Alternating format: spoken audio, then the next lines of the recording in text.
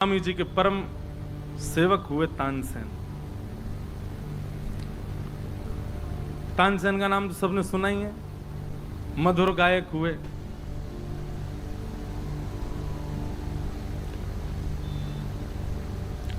तानसेन को राग दीपक सिद्ध था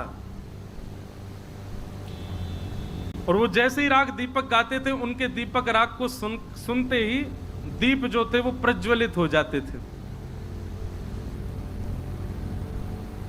कुछ गायकों ने चिढ़ करके तानसेन के लिए ऐसी योजना बनाई कि ये राग दीपक गाएं और इनके साथ अनीतो ऐसा होता था जो छप्पे में वर्णन किया गया है। गान कला गंधर्व श्याम श्यामा को तोषें। बहुत ध्यानपूर्वक सुनिएगा। तो तानसेन जो थे ये अत्यंत श्रेष्ठ गायक, पर आपको राग दीपक सिद्ध हुआ था। पर दीपक राग की एक विशेषता तो यह थी कि उसको गाने से दीपक जल जाते थे, पर उसकी एक नुकसान ये होता था कि राग दीपक गाने वाले को बाहर वालों को नहीं दिखता था, पर गाने वाले को भीतर ही भीतर जलन होने लगती, अग्नि प्रज्वलित हो जाती थी उसके भीतर। और वो अग्नि जल से, सरोवर से, नदियों से शांत होने वाली नहीं थी। उस अग्नि को शांत करने के लिए एक ही उपाय है कि कोई मेघ मल्हार राग गावे, तो उस राग को सुनकर के अग्नि शांत होगी। और तानसेन अभी मेघ मल्हार राग अच्छे से निपुण नहीं हुए थे गाने में, इसलिए तानसेन ने धीरे धीरे कम कर दिया राग दीपक गाना, क्योंकि जलन होने लगती थी। अब मेघ मल्हार कोई गा के सुनाए तब ठीक होते थे, अब कोई गाने वाला था नहीं। लेकिन एक बार कुछ गायकों ने चिढ़ करके राजा से कहा, बोले जब ये दीपक राग गाते हैं तो दीपक जल जाते हैं और दर्शनार्थी ताली बजाते हैं, राजा की प्रशंसा होती है, इसलिए राजा की प्रशंसा ना हो इसलिए ये दीपक राग नहीं गाते। राजा बोला, अच्छा हमारी प्रशंसा से इसको चिढ़ होती? बोले हाँ जी, इसीलिए दीपक राग। आप नहीं तो पूछ के देख लेना, आप कहना दीपक राग गाओ, मना कर देगा। राजा के कान भर दिए लोगों ने। राजा ने आज सभा में तानसेन से कहा, बोले तानसेन दीपक गाओ। इतने में सैनिक आए, दीपक ले आए घी डाल के। तानसेन बोला, भगवान आपसे प्रार्थना है कि दीपक गाने के लिए आज्ञा ना दें, क्योंकि मुझे बहुत कष्ट होता है गाने में। राजा बोला, कोई कष्ट नहीं होता, ये सब हम तुम्हारी चाल समझते हैं। सभा सब आनंदित होती है, हमारी सभा है, आनंदित होती है और हमसे आनंदित होती है, वो देख करके तुम प्रसन्न नहीं होते, इसीलिए गाने से मना कर रहे हो। या तो गाओ, नहीं तो हम तुम्हारे प्राण हरण कर लेंगे। तानसेन बोला, दोनों तरीके से मृत्यु है। नहीं गाऊंगा तो राजा मार देगा, गाऊंगा तो जल जाऊंगा, अंदर ही अंदर मेघ मल्हार कोई सुनाएगा नहीं, मृत्यु हो जानी मेरी।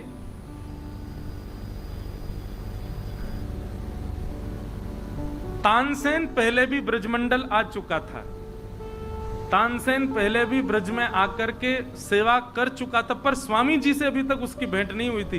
गोवर्धन आया था श्रीनाथ जी की हवेली में गाने। महाराज जी, एक लीला ऐसी सुनाई जाती कि तानसेन जब गाने आया श्रीनाथ जी के सामने, तो पान मुख में रख करके गा रहा था। तो गोसाई विठलनाथ जी बोले, झूठे मुंह सेवा कर रहे हो ठाकुर जी की, कुल्ला करके आओ चलो। तानसेन बाहर गया, बोले अब वो तो राजाओं के दरबार का गायक, उसको क्या पता मंदिर में कैसे गाता है।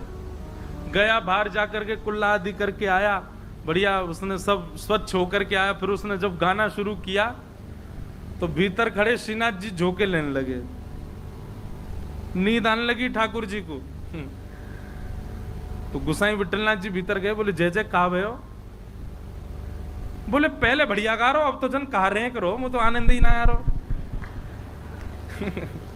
गोसाई जी बोले, जय जय पहले पान मुंह में धर के गा रहो, अब मैंने कही अपरस की भावनाएं आपके लिए शुद्धता देखनी पड़े, हाथ पाम धो, मुखो को पूछो होना चाहिए, तो मैं नहीं कह दी कुल्ला करके ना यात्रियों को फिर पान खा के आए फिर गावे।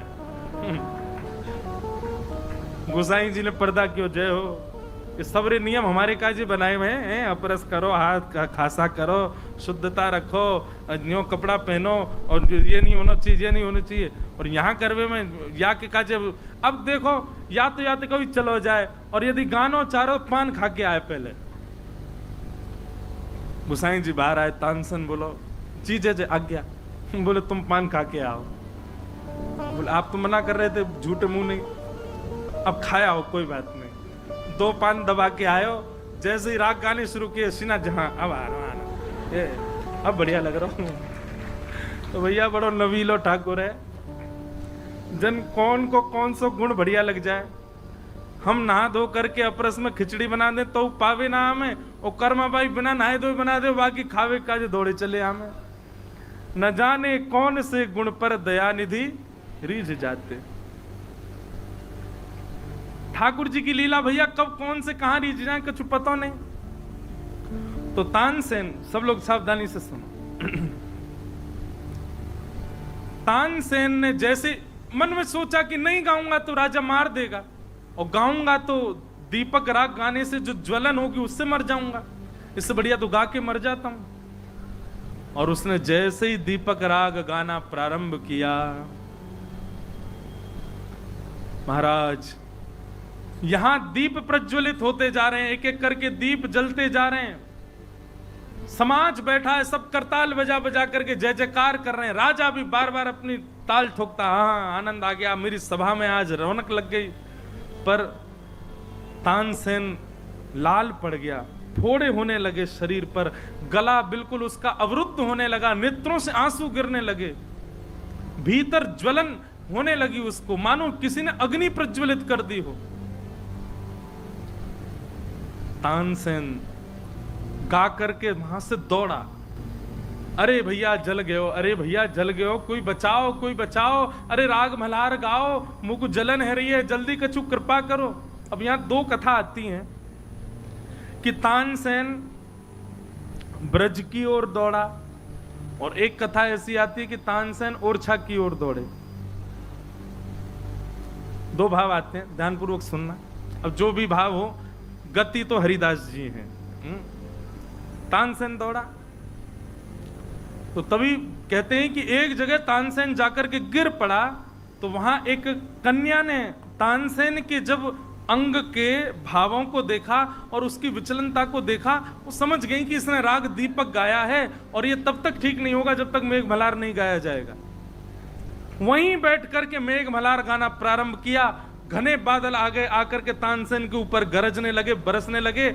उस वर्षा के जल से तानसेन के जितने अंग पर पीड़ा हुई थी वो सब शांत हो गई। तानसेन उठ करके बैठा, बोले किसने गाया मेघ मल्हार? एक कन्या बैठी थी सामने। तानसेन बोला ये राग आपको कैसे याद हुआ? तो उसने कहा मेरे पिताजी गुनगुनाते रहते हैं, मेरे पिताजी चलते फिरते गाते रहते हैं, उनका सुन सुन के मुझे याद हो गया, मैंने गा दिया। तुम्हारे पिताजी कौन है? बोले हमारे पिताजी संगीत के मूर्धन्य विद्वान बैजू बाबरा, मेरे पिताजी। बोले मुझे अपने पिताजी से मिलवाओ, मुझे सीखना है। और उन्होंने किससे सीखा संगीत? बोले उनके गुरु की तो बात ही मत करो, उनके गुरु की मत पूछो। बोले कौन है? बोले श्री वृंदावन में जिन्होंने कुंज बिहारी लाल जी को प्रकट करके विराजमान किया, ऐसे अनन्य रसिक नृपति स्वामी श्री हरदास जी महाराज, हमारे पिताजी के गुरु जी। तानसेन ने जैसे ही स्वामी श्री हरदास जी का नाम सुना, बोले अब बैजू बाबरा के पास क्या जाएं, सीधे उनके गुरु जी के से जाके सीखेंगे।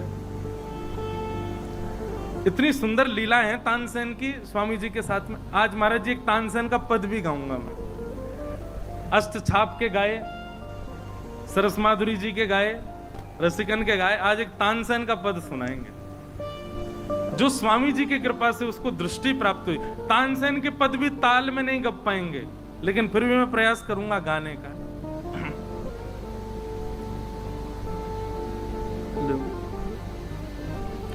तानसेन पहुंचा वृंदावन। वृंदावन गया,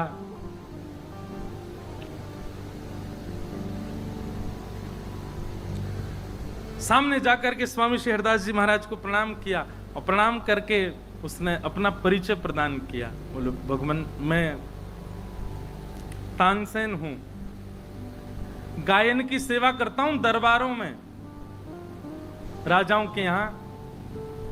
अपनी पूरी घटनाक्रम बताई और कहा कि मैं आपसे संगीत सीखने के लिए आया हूं, संगीत विद्या सीखने के लिए आया हूं। स्वामी श्री हरिदास जी महाराज बोले लोक रंजन करवे वारे, दुनिया के बादशाह को रिझावे और तो को मैं सिखाऊं, फिर तू जाके उन बादशाह की खवासी करे। और स्वामी श्री हरिदास जी तो खड़े बोलते, आज भी हमारे हरिदासी महापुरुष सब खड़े ही बोलते हैं। बहुत बड़ा सौभाग्यशाली हो वहां से प्रेम से बोल जाएं। अच्छा एक बात है, जहां से प्रेम से बोल जाएं वहां सौभाग्यशाली है ही नहीं। जहां में पढ़े महाराज 2-4 डंडा समझो कि हाँ लकुटी पड़े स्वामी जी हरिदास जी की है ना, ऐसी एक आध पड़ जाए समझो हाँ कृपा है गई। हरिदास सिंह को तो भाव ही अलग है। लेकिन तानसेन तो महाराज चरणन में बैठ के बोले नहीं जय जय आप कृपा करो, आप आज्ञा करके मुंह को सुंदर राग रागनी सिखाओ। तो स्वामी जी बोले रोज आ जाए, पीछे पड़ो भाई, चल बैठ जाए यहीं पे, चल राग यमन सुना। तो महाराज जो अब मैं तो सामान्य राग बोलूंगा जितने मुझे याद हैं, पर ऐसे ऐसे राग जो तानसेन ने कभी सुने नहीं, स्वामी जी उसको बोलते ये गा के सुना, और वो जानता भी नहीं था फिर भी उन रागों को गाने लग जाता था। स्वामी जी महाराज कहते अब चल ये वाला राग सुना, वही राग गाने लग जाता जो स्वामी जी उसको आज्ञा करते। वो समझ गया, बोले भैया ये कोई सामान्य संगीतकार नहीं है या कोई सामान्य गंधर्व विद्या के अधिकारी वैसे नहीं है कि कोई किसी को बैठा के सिखावे या बैठ के सरगम लगवावे। ये तो कृपा भर के अगर देख लेंगे तो महाराज जाके स्वर नहीं होगा वो भी गाने लग जाएगा। ये तो स्वामी जी की कृपा है।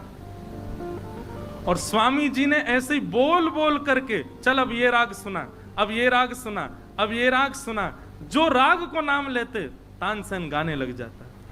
महाराज जी वर्णन आता है कि एक दिन तानसेन रोज इसी बात में बैठा रहता था कि ये मुझसे यूं कह दें कि आज चल बिलावल गा दे, क्योंकि ये जिस राग का नाम ले वो मुझे याद हो जाता है। ऐसी स्थिति तानसेन की होती जा रही थी। एक दिन ऐसा प्रसंग बताते हैं कि स्वामी जी महाराज को लगी ये कंटक कैसे छूटे मुझसे, रोज आके बैठ जाए सामने। अब स्वामी जी सबके मन की जानते हैं। तानसेन तो रागों के नाम याद करके आता, ये वाले राग अभी रह गए मुझे आए नहीं है, स्वामी जी इनके नाम और बोल दें तो याद हो जाएंगे मुझे। स्वामी जी बोले कंटक कैसे दूर हो। तो स्वामी जी का नियम था वो एक बाटी, मैंने कल बताई ना, एक बाटी बनाते छोटी सी, कुंज बिहारी लाल पे ऐसे उसार के जितनी नजर गुजर हो लाल जी की सब बाटी में आ जाए, बाटी खा लेते। अब स्वामी जी के सेवक गण सब आसपास खड़े रहते। स्वामी जी ने बाटी पाई और पा करके आज अपने दोना जो है काए प्रसाद के उनको ले जावे की आज्ञा तानसेन को दे। ओ भैया यहाँ पे ले जा। तानसेन ने जैसे वो दोना उठाया महाराज लेके, अब वो जाके कहीं रखे देवे ऐसे तो है नहीं, निधि है गुरुदेव की। तानसेन ने पूरा दोना खा लिया, चबा लिया, पा लिया भीतर। गुरुदेव की झूठन है, गुरुदेव की शीत प्रसादी है, यही प्रसादी मिल गई भैया, या को पालो या को कहां धरेंगे हम। और जैसे ही शीत प्रसादी के रूप में दोना पाया, महाराज जी संगीत कला के जितने राग रागनियां हैं सब मूर्त रूप धारण करके उसके सामने प्रकट हो गए। और प्रकट होकर के तानसेन से हाथ जोड़ करके कहने लगे हमको सेवा में ले लो। स्थिति तानसेन की ये कर दी, अब राग रागनियां चारों तरफ घूमती हैं तानसेन की। तानसेन को जो गाने का मन होता उसी राग को देखता, हाँ भाई तुम आ जाओ, उसको गाते हैं। अब ये कृपा नहीं करी, ये तो स्वामी जी ने हमारे क्यों जल्दी अब ये सब सीख साख जा भाई यहाँ पे बैठो रहे पूरे दिन यही। लेकिन तानसेन तो जैसी देखा समस्त राग रागनियां प्रकट हो गईं, स्वामी जी के चरणों में जाकर के प्रणाम किया। बोले भगवान आपने बड़ी कृपा करी, बड़ी अहेतु की आपका अनुग्रह मुझ पे हो गया। मुझे सदा के लिए आप यहीं रख लो, मैं कहीं नहीं जाऊंगा, कुंज बिहारी लाल जी को गा गा करके सुनाया करूंगा। स्वामी जी बोले इतना भार डोबे की मेरी इच्छा ना है, तो चलो जाए यहां से। क्योंकि तानसेन के मन में अभी भी क्षणिक ये भाव तो होता था कि मैं गाऊं तो कोई रिजवार वाहवाही करे, नहीं तो सीखने की इच्छा ही नहीं होती उसको ये लगता है जितना है पर्याप्त है। लेकिन उसको अधिक और लेने की इच्छा क्यों है? क्योंकि वो अभी भी ये चाहता है कि मैं समाज में जाऊं, सब मेरी प्रशंसा करें। इसी बात से स्वामी जी समझ गए कि अभी ये सेवा के लायक नहीं है ठाकुर जी की, अभी इसको और निपुण होने की आवश्यकता है। तो स्वामी जी बोले जाकू खुद से दूर करनो हो, वाकू कोई लोभ दे दो। एक भोरी सखी जी का पद है ना, ऐसो दुख दीजो ही हमारे, उस पद में एक बात बहुत अच्छी लगती है, बस सबरो ही पद अच्छा है। बस्ती छोड़ एकांत बिठावो, बातन सो घबराही, ऐसो दुख दीजो ही हमारे। बोरी सखी कह रही हैं मुझको सब जाने पहचाने, सब मेरी प्रशंसा करें, या से मुझको दूर रखियो श्यामाजू। भैया एक बात कहें, हम तो कथाकार बन गए तो प्रशंसा भी मिले, लोगों को प्रेम भी मिले, स्नेह भी मिले, आदर सम्मान भी मिले, पर एक बात आपको बहुत स्पष्ट रूप से कह दें, भक्ति में ये बहुत बड़ी बाधा है। आज आपने बाबा ने मुझको कमल दे दिए मंच पे आके, और कल बाबा कमल नहीं लाए और सामान्य कन्नेर फूल लिया है, तो मेरे मन में दोष आ जाएगा, बाबा कल तक प्रेम ज्यादा है, कमल फूल आ रहे हैं, अब कन्नेर आ रहे हैं। आप लोग मेरे लिए बढ़िया वाले वस्त्र ले आए, महंगे वाले, तो आज तो स्वीकार कर लिया, लेकिन कल अगर सस्ते वाले ले आए तो मन में दोष, अच्छा कल तक बढ़िया लेके आए, अब तो ऐसे ही ले आया। सम्मान से ये दृष्टि प्रकट हो जाती है। अब क्या करें, हम तो प्रयास तो महाराज जी रहता है कि सम्मानम कलयाति घोर गरलम नीचपमानम शुधा, पर हमारे वृंदावन शतक में कहते हैं कि साधक को सम्मान से बचना चाहिए। हमारे स्वामी श्री हरदास जी महाराज ने एक दिन अन्नकूट किया, और अन्नकूट को दर्शन करने के लिए राम बघेला करके नाम को एक राजा आयो। इतना समर्पित था स्वामी जी के लिए कि स्वामी जी के सन्मुख आके बैठो। स्वामी जी बोले आज 56 भोग लगे हैं, ठाकुर जी दर्शन कर। उसने जाके देखा कुंज बिहारी लाल बैठे हैं और महाराज सुंदर 56 भोग सजे। उसकी दृष्टि कुंज बिहारी पे नहीं पड़ी, उसकी दृष्टि भोग पे नहीं पड़ी, उसकी दृष्टि कहां पड़ी? ओहो, मिट्टी के पात्र, मिट्टी के बर्तनों में भोग रखा है। अरे हम राजा हैं, हमारे गुरुदेव का स्थान है, इतनी तो सेवा करेंगे। भोजन सिद्ध अमनिया करने के लिए चांदी के पात्र और भोजन पधराने के लिए सोने के पात्र की व्यवस्था करूंगा, लेकिन गुरुदेव से आज्ञा ले लूं एक बार। चरणों में प्रणाम किया। स्वामी शेरदास जी बोले कहो कैसे 56 भोग के दर्शन कैसे लगे बिहारी जी के? बहुत अच्छे हैं सरकार, एक निवेदन करें। बोले जी, सब मिट्टी के पात्रों में भोग रखा था, आपकी आज्ञा हो तो मैं सोने चांदी के पात्र भिजवा दूं। चांदी के पात्र मनिया के, स्वर्ण के पात्र भोग पधराने के, सुंदर शोभा बढ़ेगी बिहारी जी की। स्वामी जी बोले तो ये रज के पात्र दिख रहे, तो मट्टी के पात्र दिख रहे? बोले हाँ जी। फिर तो देख के आइयो ना। जैसे ही लौट करके गया तो महाराज सोने के पात्र, उन पे भी मेघी मेघी मड़ियां लगी हुई थी। लौट करके आया, चरणों में गिर गया, भगवान क्षमा कर दो। रज उठा करके बाकी ऊपर डाल दे। बोले याते बड़ो धन नहीं है दुनिया में। निवृत्त निकुंज श्यामा, श्याम के चरणार बिंद को प्रत्यक्ष स्पर्श या रज को प्राप्त है, या कि होड़ करेंगे सोना चांदी। कभी दोष दृष्टि मत देखियो दोबारा ते।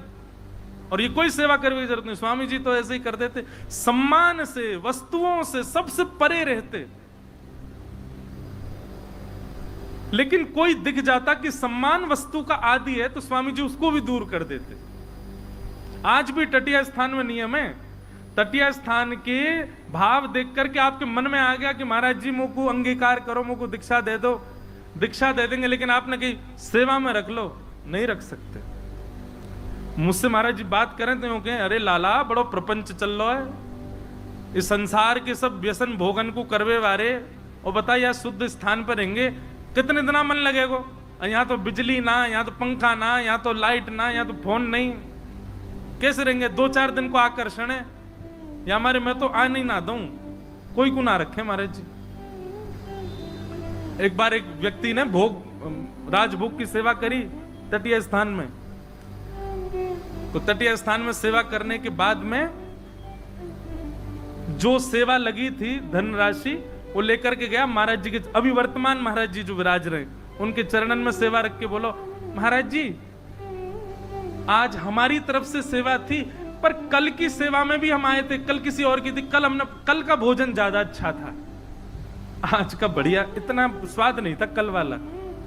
महाराज जी ने गड्डी ली, ले धर ले जाया को वापस, स्वाद देख रहो भोजन में, यूं ना देख रहो मोहिनी बिहारी जी को अधरामृत है, अधरामृत में भेद होवे, मोहिनी बिहारी जी कछु भी में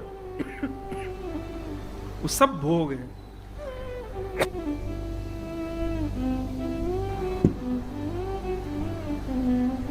आज भी वही नियम चल रहा है स्वामी जी की परिपाटी का। तो तानसेन बोला कि मुझे यहीं रख लो। स्वामी जी बोले अभी अधिकारी नहीं बनाए। स्वामी जी बोले सुनो तुम चले जाओ दिल्ली। बोले क्यों? वहां बादशाह अकबर तुम्हारी प्रतीक्षा कर रहा है। अकबर का नाम सुनते ही तानसेन के तो बोले ओहो, गा के सुनाऊंगा, सोने की मोहर दिया करेगा। अच्छा गुरुजी कब जाऊं? बोले हैगी, बस हैगी श्रद्धा पूरी नेक में निकल जा। और वहां जाकर के ये राग गई हो, राग को नाम बोल दियो, तेरे राग को सुनकर के तेरो तेरो तेरो कहा के तेरो मुनीद है जाएगो अकबर। ठीक है।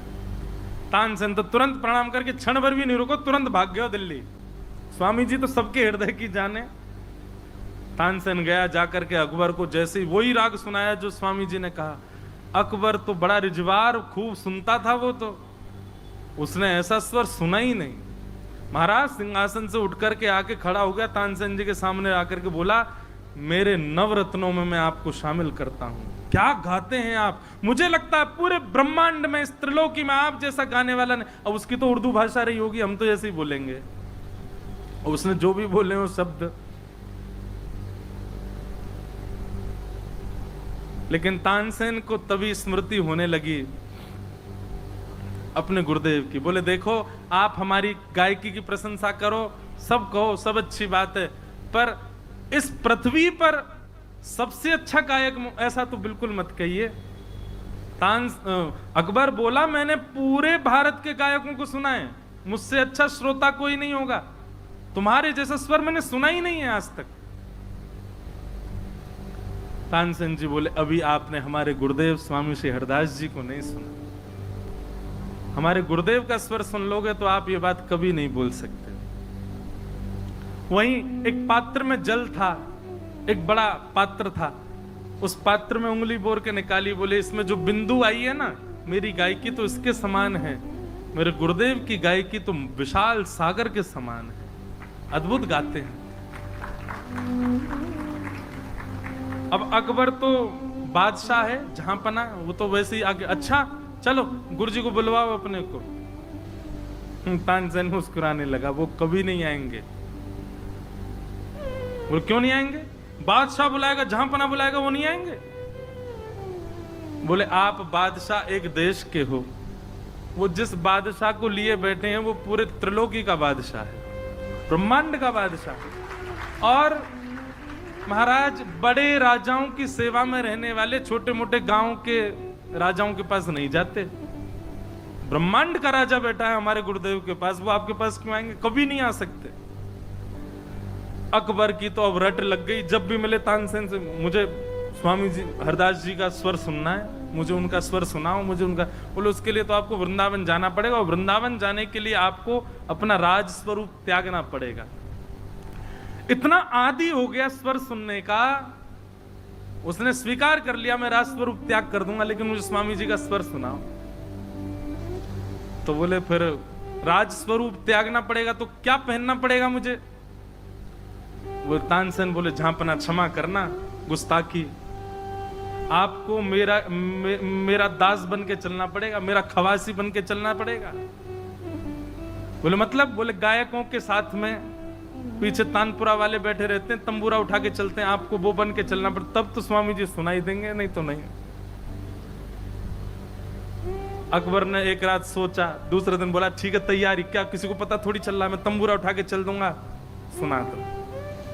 तानसेन बोला दूसरी बात, आप बोलते बहुत हैं, क्षमा करें, गुस्ताखी क्षमा, आप बोलते बहुत ज्यादा, गुरुजी के सामने ज्यादा बोलना नहीं, चुपचाप स्वर सुन के निकल लेंगे वहां से।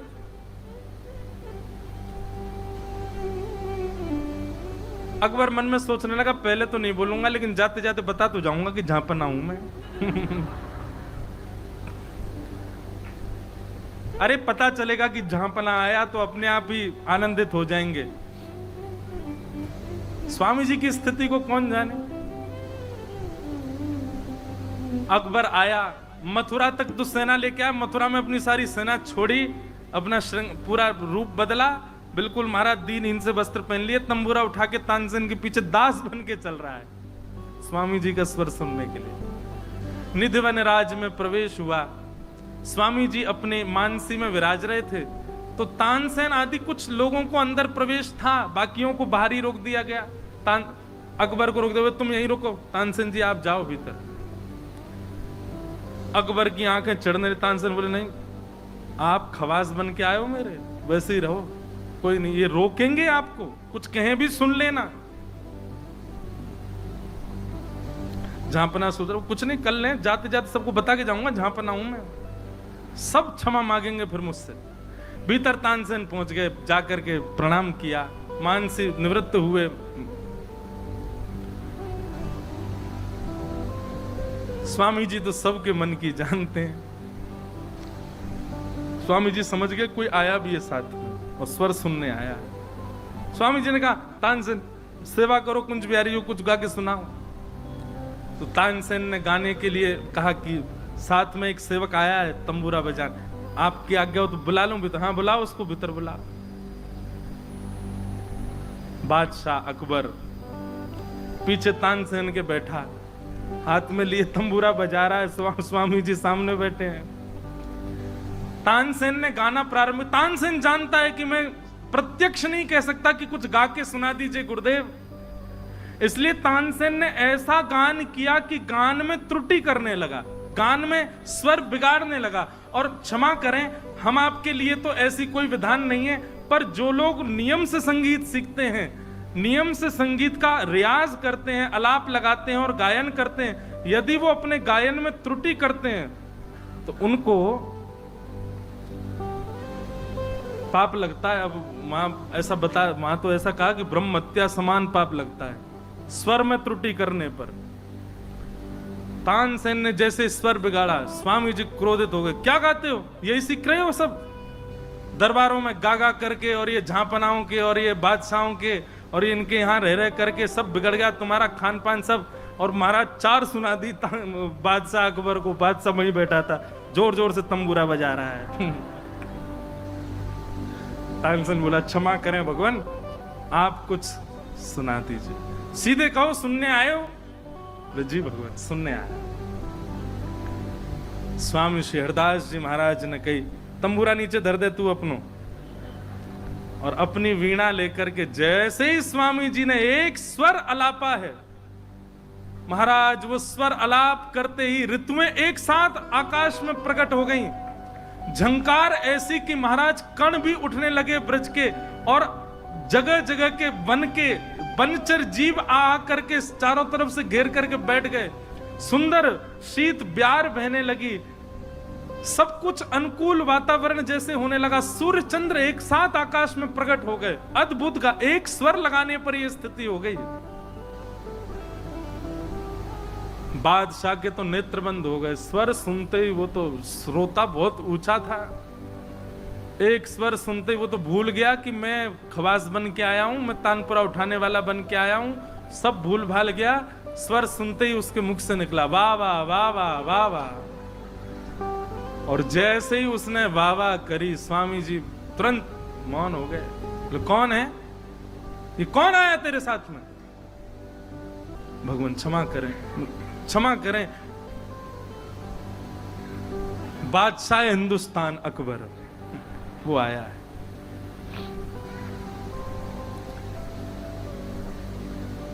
मैंने मना करी थी मत कहना, कुछ भी मत बोलना, नहीं माने आप। स्वामी श्री हरदास जी महाराज क्रोध में भर गए, बोले अरे चोरी करके आता है भीतर, हमसे आज्ञा नहीं लेता है। अरे ये कुंज बिहारी जी को स्थान है, उनको स्थान है, हर कोई ऐसे मुंह उठा के थोड़ी चलो आवे को। और झांपना मन में सोच रहा है कि इनको तो पता चल गई मैं झांपना हूं, तो भी नहीं कुछ ऐसा कर रहे कि अच्छा अच्छा बोले, अभी भी सुनाए जा रहे हैं। लेकिन तानसेन ने बार बार प्रणाम किया तो स्वामी जी थोड़े हो गए, किस बात से रीझ गए कि चलो कम से कम कुंज बिहारी की सेवा करे वाले को दास बन के आयो है, या हमारे रीझ गए। चल यही बात ते रीझ गए कि कम से कम राजा के रूप में नहीं आयो, दास बन के आयो है। बादशाह कहने लगा भगवान मैं आपका स्वर सुनकर के बहुत आनंदित हो गया हूं, मुझे कुछ सेवा प्रदान कीजिए। आप कहें तो मैं पूरे निधिवन राज को महल जैसा बना दूं, सोना चांदी हीरे जैसा। तानसेन उंगली पकड़ रहा, मत बोलो स्वामी जी के आगे सब अपना वैभव मत बताओ। तानसेन का हाथ झकझोर दे, आप कहें तो मैं मणियों से मंडित कर दूं, आपके ठाकुर जी जो हैं कुंज बिहारी जी, इनका बढ़िया मंदिर बनवा दूं, शीश महल जैसा बनवा दूं, खूब सारे ठाकुर जी दिखा करेंगे उसमें। आप मुझे सेवा बताइए, आप कहें तो मैं आपकी मेहमान, आपकी नवाजी में ये कर दूं, बोलते ही जावे। तानसेन बार बार हाथ पकड़े, मत कहिए, कुछ ज्यादा मत बोलिए गुरुदेव के सामने। स्वामी जी महाराज सुनते रहे नेत्र बंद करके। तानसेन बोला इसको तो बार करेंगे कि यूं नहीं, मुझे भी त्याग दें कि तू भी चलो जा, जीवन में मत आइयो। तानसेन घबरावे मनी मन। अकबर बोले आप कहें तो महाराज निधिवन क्या मैं पूरे वृंदावन में मणियां लगवा दूं। तानसेन को क्रोध आया, बोल पड़ा चुप है जा बावड़े, मत बोले, ये गुरुदेव में स्वामी जी हरदास जी महाराज हैं। स्वामी जी महाराज के नेत्र खुले, सुनो एक काम करो, तानसेन इनको लेकर के जाओ, केसी घाट पे सिड्डियां हैं, उन सिड्डियों में से एक सिड्डी का कोना टूट गया, उनसे कह दो वो बनवा देंगे। सेवा करनी है, बहुत देर से चिल्ला रहे हो, सेवा सेवा सेवा, सोना चांदी हीरे सब डाल दिए, जाओ केसी घाट की सिड्डी का कोना टूट गया, बनवा दो उसको जाके। अकबर कहने लगा आप हिंदुस्तान के बादशाह से कह रहे हैं कि सिड्डी का कोना बनवा दे? अरे महाराज आज्ञा तो, बोले तू पहले कोना बनवा दे फिर आगे की आज्ञा करूंगा। जमुना जी में नाव में बैठा करके बादशाह को घुमाया।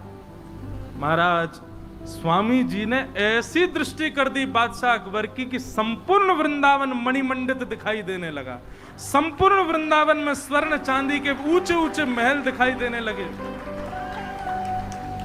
श्यामा श्याम को विलास स्वरूप, स्वामा श्याम जहां नित्य विहार करे। वृंदावन ऐसा सुंदर कि कभी जीवन में कल्पना भी नहीं करी थी अकबर ने ऐसे वृंदावन की। समझ गया, वो समझ गया कि महाराज ये जो बादशाह, ये जो मैं अपनी बादशाही दिखा रहा हूं ना, यहां नहीं चलने वाली है। ये तो पृथ्वी से विलग स्थान है वृंदावन। तानसेन से कहा नाव मोड़ो, जल्दी चलो गुरुदेव के पास। तुरंत पहुंचे और निधिवन राज में प्रवेश करके बादशाह अकबर ने स्वामी जी को प्रणाम किया। बोले मैं आपसे बहुत प्रसन्न हूं महाराज जी। ऐसा वर्णन भी आता है कि बादशाह अकबर के चित्त में वैराग्य आ गया स्वामी जी को देख करके, और उसके मन में यह आ गया कि मैं सब बादशाही छोड़ छाड़ करके निधिवन राज में स्वामी जी की शरण में ही अपनी शरणागति ले लूं। उसके मन में ये भावनाएं प्रकट होने लगी। अभी तक तो बहुत बोल रहा था, अब चुपचाप कुंज के नीचे बैठा है और स्वामी जी को देख रहा है बादशाह। देखते देखते उसके मन में ये इच्छा प्रकट हो रही है कि मैं सब छोड़ छाड़ करके स्वामी जी का बस चरण सेवक बन जाऊं। स्वामी जी सबके हृदय के जानते हैं। स्वामी जी समझ गए, बोले अगर इसको वैराग्य आ गया और ये सब छोड़ करके निधिवन में आ गया तो या के पीछे पूरी दुनिया भीड़ यहीं आ जाएगी और हमारे रस में भंग हो जाएगा, हमारी निकुंज की लीला सब खत्म हो जाएगी। ये यहां नहीं रुकना चाहिए, इसको भेजो यहां से। स्वामी जी से उसने केवल निवेदन मात्र किया था। स्वामी जी ने इतने में ही आज्ञा करी, भैया देख भारत की अभी तेरी जरूरत है, तू चलो जा। बोले मैं आपका दर्शन नित्य करना चाहता हूं, क्या करूं?